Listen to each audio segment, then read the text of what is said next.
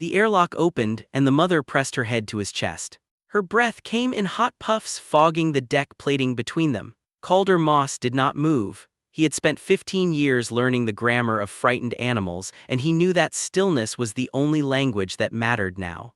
Behind the crystalline barriers, hundreds of species watched in silence. Overseer Threx stood with his 4 arms folded, his milky sensor orb whirring its endless mechanical song. And for the first time since Calder had arrived at Meridian 7, the Vossum security director did not speak. Calder raised his hands. He placed them on either side of the Keythrax's massive skull, feeling the heat radiating through her fur, the subtle vibration of a growl she was choosing not to release. Her crystalline dorsal spines, fully extended moments ago like a crown of broken glass, had begun to lower. One by one, like flowers closing at dusk. He whispered something the microphones did not catch. She pressed closer.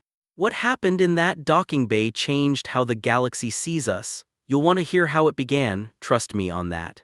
6 hours earlier, the growl had been a warning. Calder heard it through the wall of the diplomatic quarters, low, resonant, vibrating through the metal bones of Meridian 7. He had heard that exact frequency once before. Montana backcountry, 3 feet from a grizzly den he had not seen until he was inside it. He checked his watch for the 3rd time in as many minutes, then forced himself to stop. The room was a prison dressed in diplomatic silk. One-way crystalline walls, plush seating that smelled of imported polymer and recycled station air. Through the viewport, the cobalt gas giant hung like a bruised eye, ringed with debris from ancient mining operations that glittered like a broken crown. Calder had been staring at it for 4 hours, ever since security screening had finally released him. He set his flask on the table. The metal was dented from a mountain fall 15 years ago, worn smooth where his thumb had worried the same spot through 1,000 frightened mornings. The single engraved word caught the station light: endure. You're humming again, Myra Tanaka said. Calder stopped. He had not noticed. Old trail songs, the ones he used to sing while tracking injured elk through alpine corridors, had a way of escaping when his nerves outpaced his attention. Apologies, Ambassador.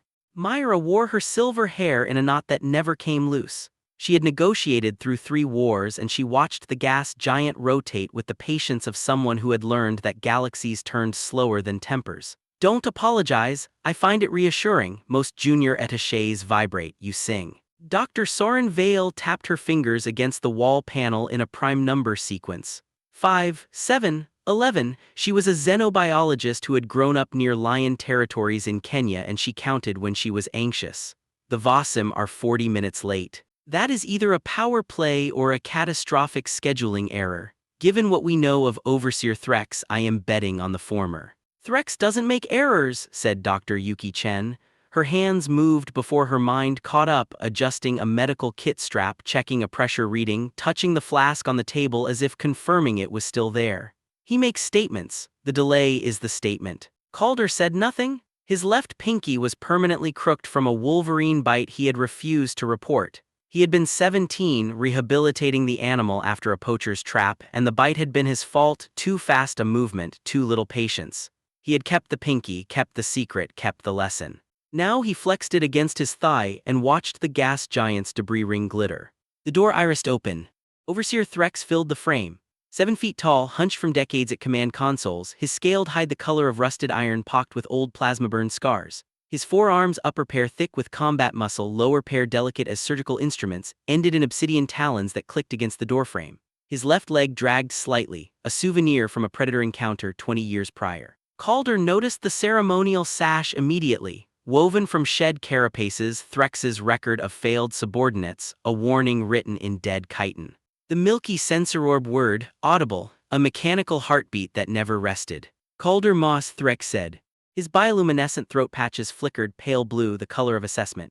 Junior attaché, former wildlife rehabilitation specialist, 15 years in alpine rescue corridors. He said the last part as if it were a disease. Your world is cataloged class 9 lethal, yet you walk among apex predators unarmed. You thrive in conditions that extinguish most species within hours. Forgive me if I find these claims difficult to believe. Calder stood. He did not offer his hand. The Vossum did not touch outsiders, and offering would mark him as ignorant or insulting.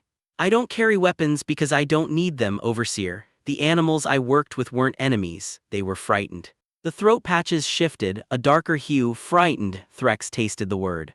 You speak of grizzlies and wolverines, I speak of species that have eradicated colonies. You're frightened is not the galaxy's frightened. Fear is fear, Calder said. The grammar changes, the physiology doesn't. Threx's upper lip curled, not a smile, a reflex. We shall see. The compatibility test begins in 1 hour. Dress appropriately. The station observes formal combat standards. He turned. Calder noticed Threx never turned his back on any living thing, even allies. But he turned his back on the humans, and the message was clear: they were not yet alive enough to warrant caution. The door sealed. Soren stopped tapping. Well, that went approximately as poorly as expected. Worse, Yuki said. He turned his back. That means he does not consider us a threat worth monitoring. We are furniture. Myra adjusted her silver knot. Then we will have to become interesting furniture. She looked at Calder. What did you mean, the grammar of fear? Calder picked up his flask. The dent fit his thumb perfectly. Animals don't lie, their bodies speak before their minds catch up. A raised hackle, a flattened ear, a tail position, that's vocabulary. If you learn to read it, you don't need weapons, you need patience. And if the animal in question has killed 17 species. Calder looked at the viewport, the debris ring glittered. Then you need more patience. The rule was absolute: soft things died in hard places. Every species on Meridian 7 knew it. The station orbited a cobalt gas giant in contested space, a diplomatic way station where the Galactic Consortium processed applications from species seeking admission. The architecture reflected the philosophy: sharp angles, reinforced barriers, gravity-adjusted seating tiers that allowed the powerful to literally look down on the weak. The Vossum had built it, and the Vossum measured strength in dominance. The rule was absolute: predators respected only force. Threx's security directorate operated on this truth. Their empire spanned 40 systems, maintained through combat readiness and intimidation. A Vossum did not negotiate with a species that could not withstand a challenge. They absorbed them, or they excluded them, or they waited for them to die. The rule was absolute: humans had no claws, no venom, no armor. Calder felt it in the corridors: the sideways glances from reptilian security officers, the deliberate shoulder brushes from species with natural plating, the way atmospheric pressure curtains parted more slowly for soft-skinned bipeds. Humanity's provisional admission hearing hung by a thread, and everyone knew it. The rule was absolute, until someone broke it without meaning to. Soren attempted to explain human Deathworlder status to Yuki using a protein bar as a visual aid. She held it up like a lecturer with a pointer, gesturing at the wrapper's nutritional density, the compressed caloric value, the evidence that humans evolved on a world where food was scarce and competition brutal. Yuki ate the protein bar. Your pedagogy needs work, she said, chewing. Soren stared at the empty wrapper. That was meant to be illustrative. It was delicious, I feel adequately illustrated. Calder laughed. It surprised him, a genuine sound in a room that had felt like a tomb.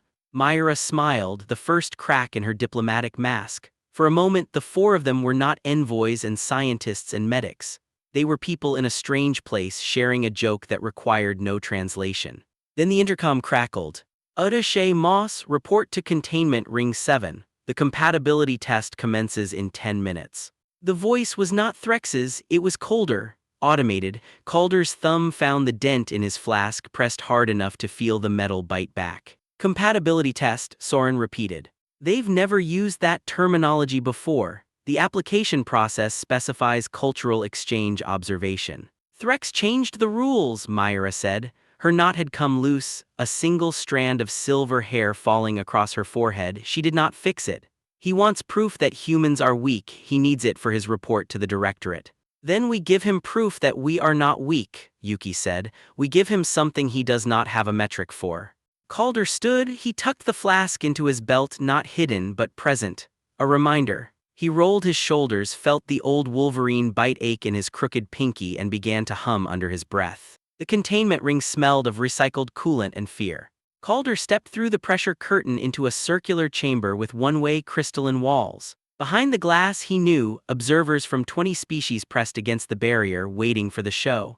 The floor was deck plating, scuffed from claws and talons, stained in places that cleaning protocols had not fully erased. Threx stood on the observation deck, his forearms crossed, his milky orb whirring. He did not look at Calder. He looked at the secondary door, the one that led to the holding pens.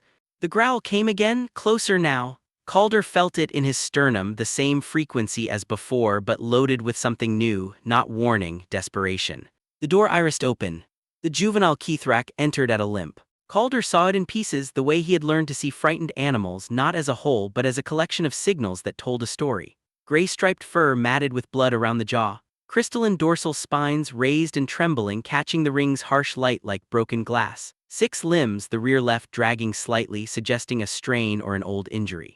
And the muzzle, metal, industrial, clamped around the snout with leather straps that had rubbed the fur raw, infected weeping visible at the edges.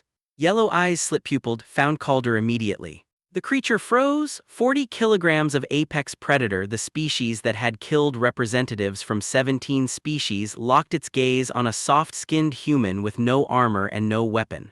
The growl stopped. The spines quivered.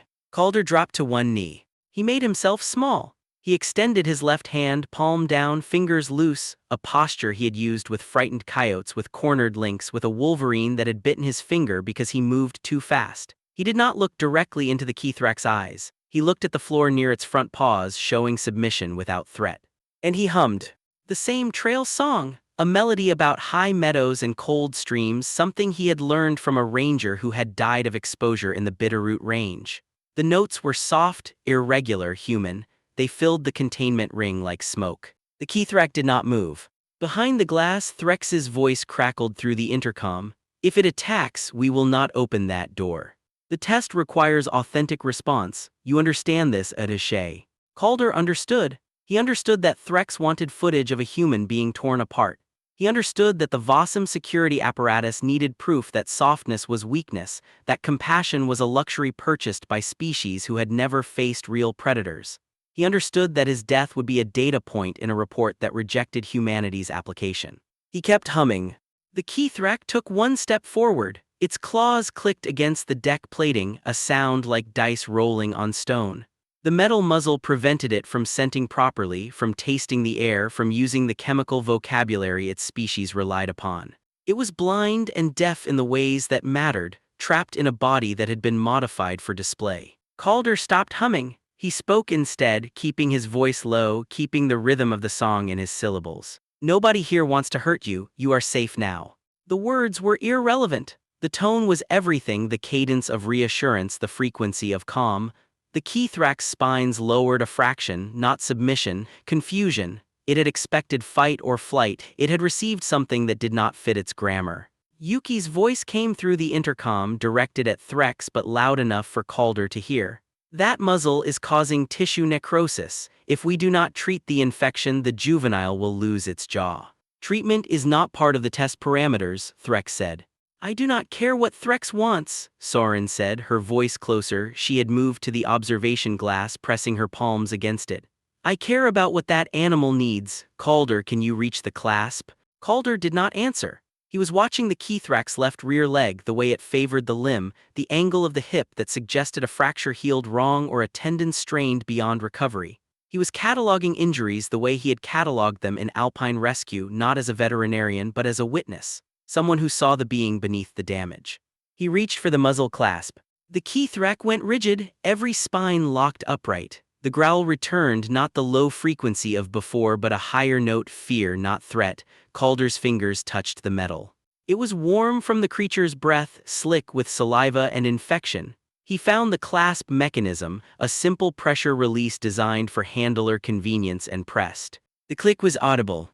The muzzle fell away. The Kithrak shook its head, jaw working, tongue licking at the raw fur. It looked at Calder with both eyes now, the yellow depths catching the ring light, and something shifted. Fear joined by something that resembled not gratitude, not yet, but the absence of the expected enemy. Calder did not move. He stayed on his knee, his hand extended, his body language broadcasting the same message. I am not a threat. I am not prey. I am something else.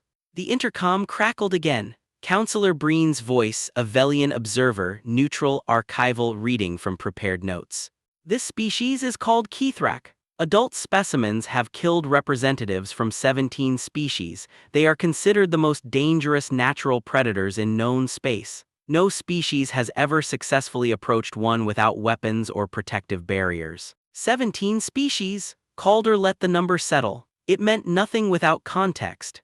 17 species who had approached with weapons drawn, with barriers raised, with the grammar of dominance that the Threx understood and answered in kind. 17 failures of translation. He reached into his pocket. The protein bar was still there. Yuki had produced another from her medical kit, pressing it into his hand before he entered the ring. He broke it in half. The wrapper crinkled. He rolled one piece across the floor, a slow arc that ended near the Threx's front paws. The juvenile snatched it, jaws closed with a snap that made the deck plating ring, but the bar was dense, compressed, designed for human digestive systems. The Threx could not chew it. It worked the mass against its teeth, whined in frustration, and looked at Calder with an expression that was almost pleading. "We need to remove that muzzle," Calder had said. "If we do, Threx gets his attack footage," Myra had warned. "I do not care what Threx wants," Soren had said, moving forward with empty hands. Now the muzzle was gone, and the creature could not eat, and Calder felt the old familiar pressure behind his eyes that meant he was about to do something professionally unwise. He broke the second half of the protein bar into smaller pieces. He tossed one underhand, a gentle arc that landed near the Threx's nose. The juvenile sniffed, its tongue, pink and rough, licked the fragment. It chewed carefully, experimentally, and swallowed. Another piece, another. Calder established a rhythm, a pattern, a language of food and safety and patience. The Threx's spines lowered further. Its tail, thick, muscular, secondary to its locomotion but expressive, began to sway in a slow metronome, not threat, curiosity. Yuki entered the ring. Calder did not look at her. He kept his focus on the Threx, maintaining the thread of trust he had spun. But he heard her footsteps, soft, deliberate, the gait of someone who had approached wounded soldiers in field hospitals and learned that sudden movements killed. "The strap wounds are infected," she said, her voice barely above a whisper. "I need to clean them." "Calder, can you keep it calm?" "Don't ask me," Calder said, "ask him." Yuki paused, then she understood. She addressed the Threx directly, keeping her hands visible, her posture low. "I am going to touch your neck. It will hurt for a moment, then it will hurt less." The Threx watched her. It did not growl. It did not retreat. When Yuki's fingers touched the raw skin where the muzzle had rubbed, the creature flinched, a full-body shudder, but stayed. Calder hummed again, the trail song, and the Threx's eyes half closed. Soren entered next, carrying a portable scanner. She moved to the rear left leg, the one that dragged, and ran the device along the hip joint. "Strained tendon," she murmured. "Possibly a fracture healed wrong. The limp is permanent without surgical intervention." She looked at Calder. "It was captured. This injury is consistent with restraint trauma. Captured, not born in containment. Taken from a mother, a pack, a world where 6 limbs moved through twice-Earth gravity with grace instead of pain." Calder felt something cold settle in his chest. He looked at the Threx's eyes, young, he realized, the yellow not yet deepened to amber, the pupils still wide with the perpetual uncertainty of the very young. "How old?" he asked. Soren checked her scanner. 4 months. Far below the 2-year weaning period documented in the sparse Threx literature. Its capture violated consortium law on 3 separate statutes. Threx's voice sharp through the intercom, precedent over procedure. "The safety of the station requires." "The safety of the station," Myra interrupted, her voice carrying the weight of 3 wars' worth of interrupted speeches, "requires that we not commit war crimes in our reception hall." "Counselor Breen, you are recording this." "I am recording everything," the Velian said, neutral archival. "The record is extensive." The Threx shifted. It moved slowly, deliberately across the deck plating toward Calder. Yuki withdrew her hands. Soren stepped back. The observation deck fell silent, 20 species holding their collective breath, and the galaxy's most feared predator climbed into Calder's lap. 40 kilograms of muscle and crystalline spine, the weight pressed against his thighs, his chest, his breathing. The Threx turned twice, the way a dog turns before sleep, and settled. Its head rested against Calder's shoulder. Its breath, no longer hot with fear, slowed into a rhythm that matched his humming. It fell asleep.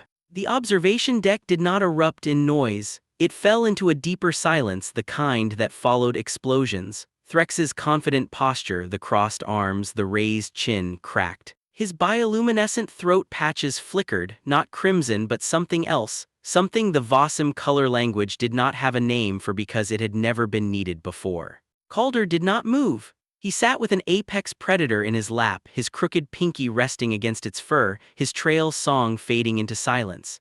He looked at the one-way glass and knew that Threx was looking back, that the Vossum's milky orb was recording this moment for a report that would not say what Threx wanted it to say. 2 hours later, the Keythrek, whom Calder had privately named Cinder for the gray-striped fur that darkened to black at the paws, refused to leave his side. It greeted each human with chirps that sounded like cracked bells and headpresses that left fur on their diplomatic silks. When Soren approached with her scanner, Cinder bumped her knee with his nose. When Yuki offered another protein bar, he took it gently, teeth not touching her fingers. When Myra sat on the floor to rest her back against the wall, Cinder curled against her thigh and purred, a sound like distant thunder, felt in the sternum rather than heard. "I think it has imprinted on you," Soren said. She had stopped tapping her fingers in prime numbers. She touched Cinder's dorsal spines instead, running a gentle finger along the crystalline ridge, and the Keythrak leaned into the contact. "You were the first to show it kindness. In its developmental window, that makes you its pack." Calder sat against the wall, his legs numb, his diplomatic silks torn where Cinder's claws had dug in during the initial climb. The flask sat on the floor between them, a silent offering, a shared breath, a promise that neither of them had to be alone in this. "What do I do with an apex predator that thinks I'm its parent?" he asked. Yuki smiled. It was the first time Calder had seen her smile without irony. "Love it and keep it safe," she said. "That is what parents do." Threx's voice crackled through the intercom, but the tone had changed. The cold precision was fraying at the edges. "You cannot keep it. When it wakes fully, it will remember it is a predator. It will attack. This is biology, not sentiment." "Watch what happens when it wakes, Overseer," Soren said. She stood at the crystalline wall, her palms pressed against the glass, and for a moment she looked like a child at an aquarium rather than a xenobiologist at a diplomatic incident. "Watch and learn." But Threx did not watch, not really. Calder saw it in the way the Vossum's lower arms moved, a subtle gesture, a signal to someone off-channel. The milky orb whirred faster. The throat patches shifted toward crimson. The intercom crackled with a new voice. Not Threx, not Breen, an automated alert stripped of inflection. "Attention, 3 unidentified vessels approaching Meridian 7. Species signature, Keythrak, adult classification. ETA 40 minutes. The silence that followed was different from before. It was the silence of a storm front, of pressure dropping before the wind arrives. Myra's silver knot had come completely loose, her hair falling around her shoulders, and she did not fix it. She looked at Calder with eyes that held 3 wars worth of knowledge and said, "They know. Somehow they know the juvenile is here." Cinder stirred in Calder's lap. The chirping stopped. The yellow eyes opened and something ancient looked through them, not the frightened child of before, but a predator sensing its kind approaching. The spines began to rise. Calder placed his hand on Cinder's neck. He did not grab, he rested. He hummed the trail song, slower now, deeper, and felt the creatures breathing slow in response. "They're coming for him," Yuki said. "They're coming for their child." "Or they're coming for vengeance," Soren said. 17 species, Calder, the Keythrak do not forgive." Calder looked at the flask on the floor.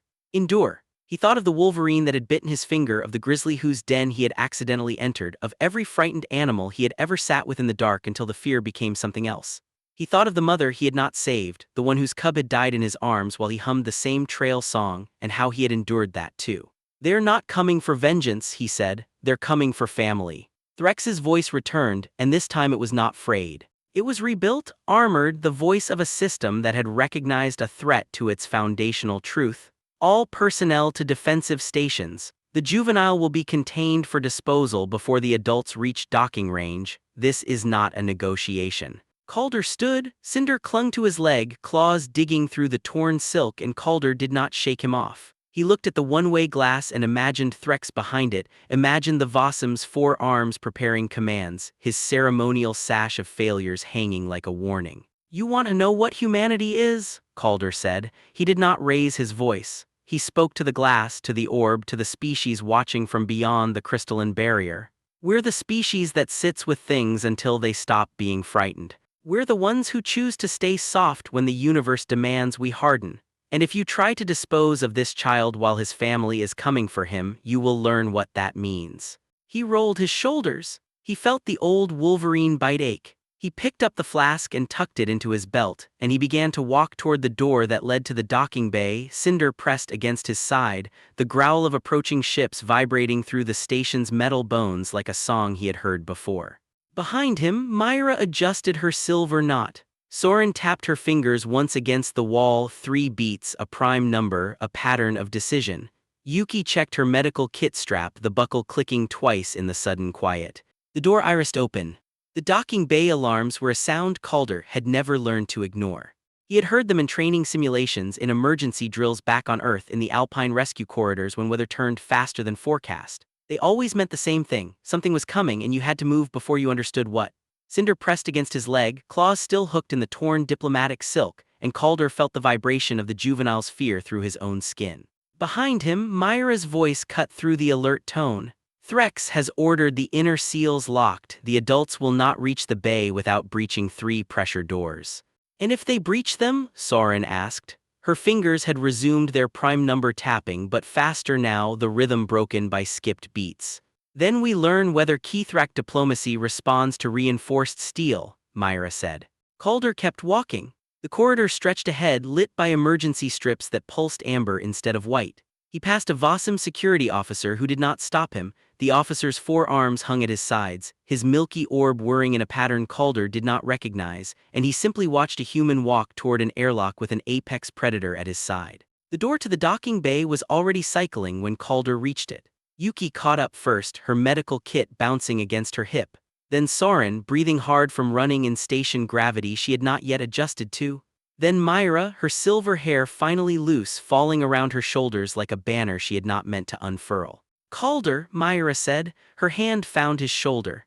If the adults are coming for vengeance, you are walking into a death sentence. If they are coming for family, you are walking into a miracle. Either way, you do not walk alone. He looked at her. He looked at Soren, whose finger tapping had stopped entirely, whose hands were now clasped in front of her like a student at an examination. He looked at Yuki, who was checking her medical kit strap, the buckle clicking twice, a sound so ordinary it felt borrowed from another universe. Thank you, Calder said. He did not know what else to say. He had spent 15 years in Alpine rescue learning that some moments required silence, and this was one of them. The airlock cycled open. The docking bay was a cathedral of metal and pressure. The docking spire's atmospheric curtains shimmered at the far end, separating the bay from the void beyond. Through the transparent barrier, Calder could see the cobalt gas giant, its debris ring glittering like a broken crown, and 3 silhouettes descending against that light. Not ships, not exactly. Kithrak vessels were grown, not built, crystalline hulls that reflected starlight in spectra no human eye could fully parse. They moved like stones falling through water, deliberate and unhurried, and Calder felt his chest tighten with something that was not quite fear. Cinder whimpered. The sound was high, almost bird-like, nothing like the growl that had vibrated through the station's bones. The juvenile's spines flattened against his back, and he pressed harder against Calder's leg, seeking the shelter of a body that had no armor, no claws, no natural defense against what approached. They're not attacking, Soren whispered. She had produced her scanner, holding it toward the atmospheric curtain, and the readings made her voice strange. No weapons signatures, no targeting arrays there. She paused, checked again. They're broadcasting a frequency, low range, biological, not mechanical. I think they're calling to him. Cinder's ears, pointed, lined with fine gray fur, twitched toward the sound. The whimper became a chirp, cracked and uncertain, the voice of a child answering a parent's call across a distance too wide for comfort. Calder knelt. He placed his hands on either side of Cinder's face, feeling the heat, the fine tremor of muscles that could kill him in one convulsion. You need to go to them, he said. They're your family, they came for you. Cinder looked at him. The yellow eyes, still young, still wide, held something that Calder had seen before, in the wolverine he had released after rehabilitation, in the grizzly cub whose mother had been shot by poachers, in every animal he had ever loved and then let go because love meant letting go. It was the look of a being who had learned to trust and was now being asked to trust again, differently. The atmospheric curtain parted. Pressure equalized with a hiss that sounded like a held breath releasing. 3 forms moved through the gap, and Calder understood why the galaxy feared them. The adult Kithrak stood 9 feet at the shoulder. Their crystalline dorsal spines were fully extended, not trembling but deliberate, each spine a prism that caught the bay's harsh light and scattered it into colors that had no names. The mother was larger than the father, her fur darker, her spines thicker at the base. The third, an elder perhaps or a pack guardian, placed herself between the parents and the humans with a movement that was not threat but architecture. A wall of muscle and crystal, defining the space between family and stranger. Cinder chirped again, louder this time. He pulled away from Calder's grip, not roughly, but with the certainty of a child who has heard its mother's voice, and ran. The deck plating rang under his 6 limbs. He was still limping, still favoring the rear left leg, but he ran with a joy that made Calder's throat ache. The mother lowered her head. Cinder collided with her chest, burrowing into the fur, and the sound she made was not a growl. It was a rumble, deep and resonant, a frequency that vibrated through Calder's sternum and into the hollow space behind his ribs. The father circled. His spines remained raised, his yellow eyes fixed on the humans, and Calder felt the weight of assessment, not hostility, evaluation. The elder Gret, Calder would later learn her name was Gret, spoke first. "Let the young one go," she said. The translation came through the station's automatic systems, but the voice beneath the words was real, rough, layered, the sound of stone grinding against stone. "If you truly mean no harm, release him now." Calder had not realized he was still reaching toward Cinder until Myra's hand touched his wrist. He lowered his arm. He stepped back, one pace then another, making himself small the way he had in the containment ring. He did not speak. He let the Keythrak read his body, his posture, his absence of threat. Cinder hesitated. He looked back at Calder, and the yellow eyes held a question that translation could not bridge. Then he pressed his nose once against his mother's foreleg and trotted to the family cluster, limping, chirping, whole in a way he had not been when he entered the containment ring. The mother examined her child. She moved with a deliberation that made the bay feel small. Her nose traced Cinder's spine, counting the dorsal crystals. She sniffed at the healed strap wounds, at the treated tendon, at the fur that smelled of human soap and protein bars. Her breath fogged the deck plating, hot, moist, the exhalation of a creature from a world with twice Earth's gravity. Then she turned to Calder. He had faced grizzlies. He had faced mountain lions. He had looked into the eyes of a wolverine that held his finger in its jaws and chosen not to pull away. He knew how to stand before a predator with respect rather than fear, how to occupy space without claiming it, how to be present without demanding. The mother lowered her head. It was not a quick movement. Each joint articulated with the slowness of deep water, of heavy gravity, of a species that had never needed to hurry because nothing in their evolutionary history had ever outlasted them. Her spines, those crystalline structures that had killed representatives from 17 species, began to lower, one by one, like flowers closing at dusk. She pressed her head against Calder's chest. The weight was immense, the heat was immense. He felt the individual crystals through his torn diplomatic silks, each one a pressure point against his sternum, and he knew that a single convulsion could drive them through his ribs and into his heart. He did not flinch. He raised his hands. He placed them on either side of her massive skull, feeling the fur coarse and warm, the bone beneath solid as bedrock, the pulse of blood through arteries thick as hoses. He held her the way he had held Cinder, the way he had held every frightened thing that had ever trusted him, with stillness, with patience, with the absolute commitment of a body that would not move until permission was given. "You protected my child when I could not," she said. The translation was soft, almost reverent, stripped of the mechanical edge that usually rendered alien speech. "The Keythrak do not forget such debts. You are pack human, whether you choose it or not." Behind the crystalline barriers, hundreds of species watched. Threx stood among them, his forearms no longer crossed, his milky orb whirring in a pattern that Calder finally recognized. Not recording, not calculating, stuttering. The Vosim's bioluminescent throat patches flickered, not crimson, not blue, but something between, something new.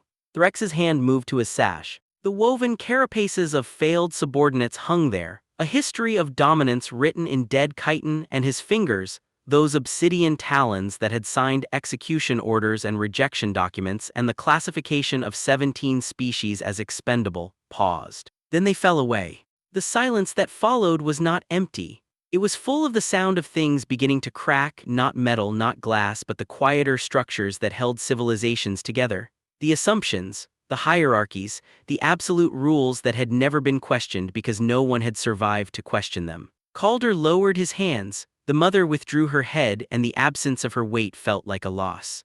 Cinder chirped from behind her legs, a sound that was almost a word, almost a promise, and Calder smiled despite the tears that had gathered without his permission. "Go," he whispered, "be safe, be family." The airlock cycled. The Keythrak moved through the atmospheric curtain with the same unhurried grace they had shown entering, and Cinder looked back once, yellow eyes catching the bay light, holding Calder's gaze for a heartbeat that stretched into something longer. Then they were gone. The airlock sealed with a pneumatic hiss that sounded final. Calder stood in the empty bay, his torn diplomatic silks hanging from his shoulders, his crooked pinky throbbing with the memory of another bite, another trust, another loss that had been worth the cost. His chest felt tight, his eyes burned. He did not wipe them. Yuki's hand found his shoulder. "You did the right thing," she said. "I know," Calder's voice was rough, unused. "That does not make it easier." Zoran stood at the atmospheric curtain, her scanner still raised, still recording frequencies that no one had thought to document before.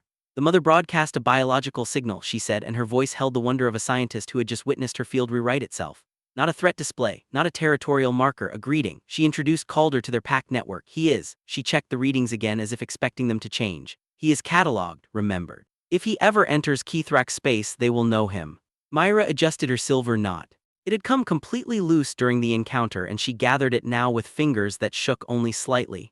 "The consortium vote is in 3 hours," she said. "Threx will testify, the observation footage will be entered into record." She looked at Calder. "You changed something today, not just for humanity, for how the galaxy understands strength." Calder picked up his flask from where it had fallen during the kneeling. The dent fit his thumb. Endure, he thought of the word differently now, not as a command to survive, but as a choice to remain open, to keep feeling when feeling was dangerous. "I didn't change anything," he said. "I just sat with something frightened until it stopped being frightened." The consortium rotunda was a circle of gravity-adjusted seating tiers, and every tier was full. Calder sat in the center, where witnesses sat, where the accused sat, where species on trial for their right to exist sat. The Vossum had designed the space for confrontation, and it had never hosted a moment like this. Threx stood at the testimony podium, his hunched posture more pronounced than before, his dragging left leg audible against the platform. He did not read from prepared notes. "I tried to prove humans were weak," Threx said. His bioluminescent patches flickered in patterns that the automatic translators struggled to parse, not aggression, not submission, but a vocabulary the Vossum had not developed because they had never needed it. "I designed a test to demonstrate that softness was vulnerability, that compassion was a luxury purchased by species who had never faced true predation." He paused, the milky orb word.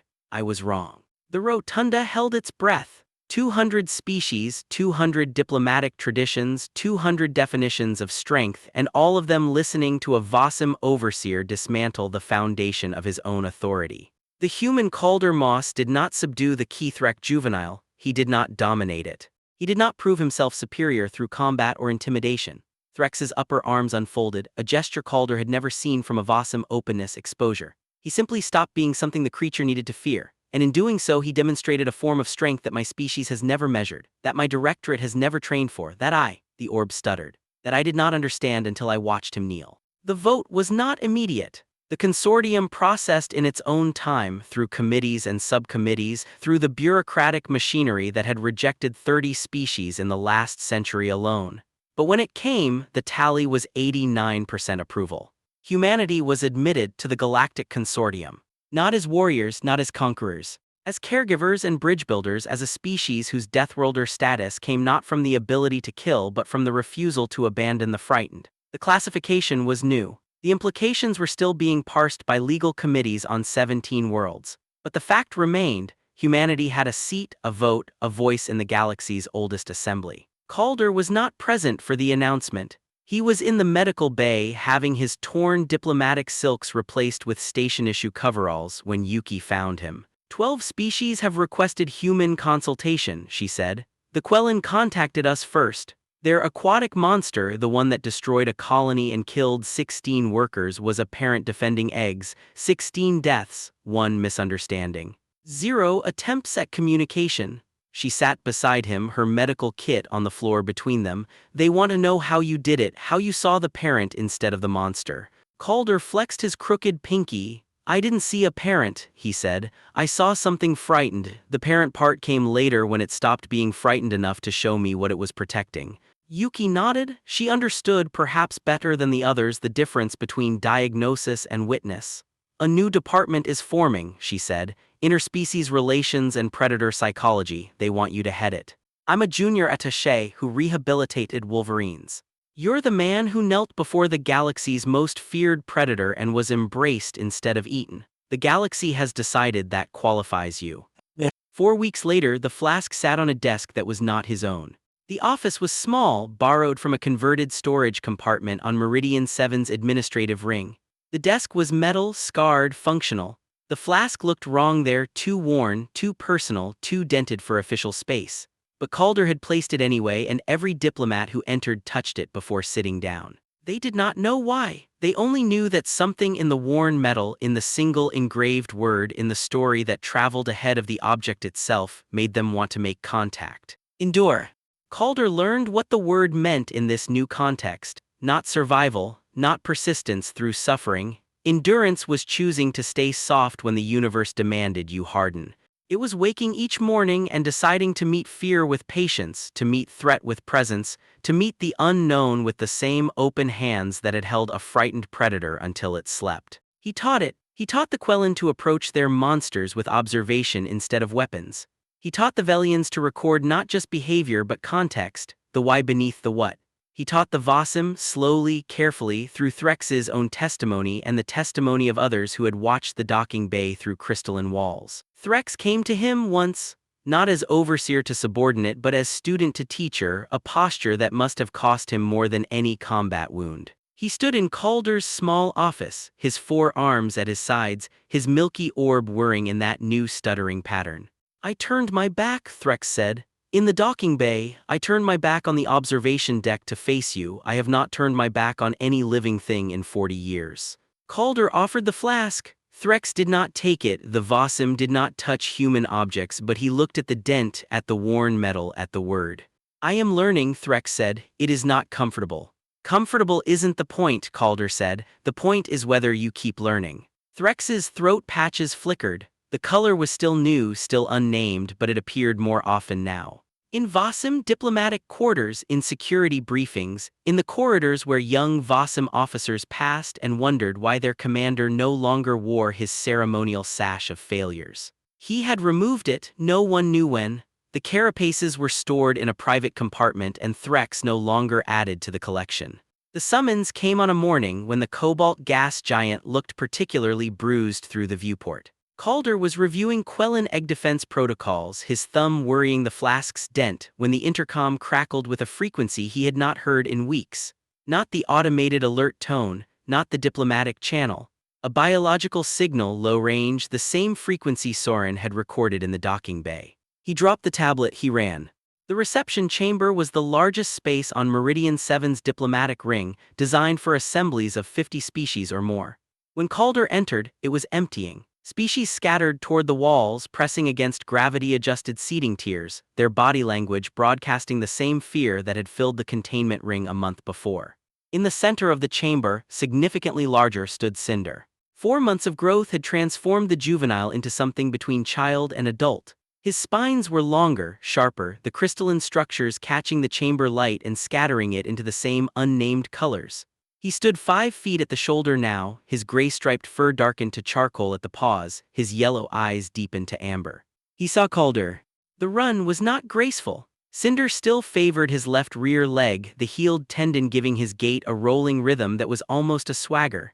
His claws clicked against the polished floor and species scrambled out of his path, and Calder did not stop to reassure them. He opened his arms. Cinder collided with him. The impact drove Calder backward, his arms wrapping around a body that was no longer 40 kilograms but closer to 90, his face buried in fur that smelled of alien forests and distant stars, and something underneath that was simply pack. Home, the place where you are known. Calder staggered, he caught his balance, he held on. "Look how big you've gotten," he whispered.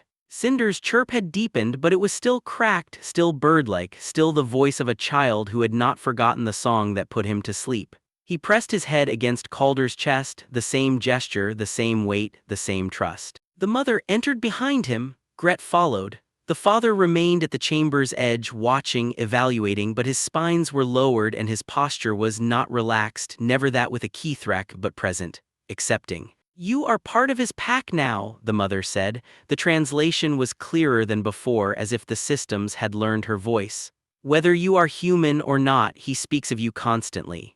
In our songs, in our sleep calls, in the stories we tell the young about the time we were lost and a soft thing found us." Calder's eyes burned. He did not wipe them. He held Cinder's head in his hands, feeling the heat, the pulse, the life that had grown in the space between their first meeting and this reunion, and he thought of all the frightened things he had ever released back into the wild.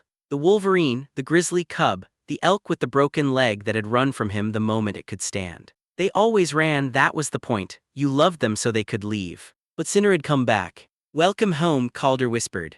Not to the station, not to the chamber. To the idea that home was not a place but a choice. The choice to care for something that could kill you, the choice to remain soft when the universe demanded hardness, the choice to endure not by surviving but by staying open. Years later, the flask still sat on the desk. The office was larger now, proper, in a building that humans had designed with curved walls and soft light because the sharp angles of Vosim architecture no longer felt like the only option. The Interspecies Relations Department occupied 3 floors, and new diplomats arrived every week from colonies that had never before sent representatives to galactic space. They touched the flask without knowing why. They ran their fingers over the dent, the worn metal, the single word. They heard the story in fragments from Yuki, who still moved before her mind caught up, from Soren, who tapped her fingers in primes when she was anxious, from Myra, whose silver knot never came loose anymore because she no longer needed the armor of perfect presentation. They learned what Calder had learned, that endurance was not survival, that strength was not dominance, that the most dangerous thing in the universe was not claws or teeth or crystalline spines, but the failure to see the living being behind the fear. Calder retired eventually. His pinky ached in cold weather and his knees protested the gravity of too many worlds, and he found a small station near a quiet star where the light was yellow and the air smelled of something like pine. He kept a protein bar in his pocket, always, in case something frightened needed to learn that food could come without threat. He never saw Cinder again. Keithrek lifespans were longer than human and their territories wider, and the galaxy was vast in ways that even consortium membership could not bridge. But sometimes late in the station's night cycle, his receiver would catch a low-frequency signal, biological, not mechanical, a rumble that vibrated through the metal bones of his small home, felt in the sternum rather than heard. He would place his hand on the wall, he would close his eyes. He would hum the old trail song, slower now, deeper, and somewhere in the dark between stars, something that had once been frightened would answer. The flask remained, dented, full of mountain water that had never been changed, a promise that neither of them had to be alone in this. On the desk, the light caught the worn metal, and the word, and the shadow it cast on the wall, a shape that looked almost like a hand reaching out.